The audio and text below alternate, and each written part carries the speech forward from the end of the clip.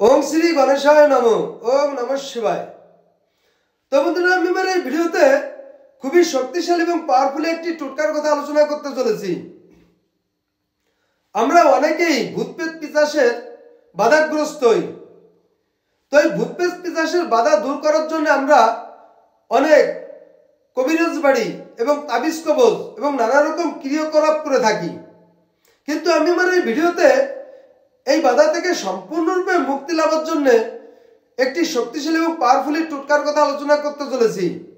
তো সেই টোটকাটি হলো, কোনো ব্যক্তি যদি ভূতপ্রেত পিশাচের বাধা দূর করতে চায় তাহলে ওই ব্যক্তি হস্তা নক্ষত্রে চাপা গাছের শিকড় এনে যদি গলায় ধারণ করতে পারে তাহলে 100% ভূতপ্রেত পিশাচের বাধা থেকে সম্পূর্ণরূপে মুক্তি লাভ হয়ে থাকে এবং সম্পূর্ণরূপে ভূতপ্রেত পিশাচের বাধা দূর হয়ে থাকে।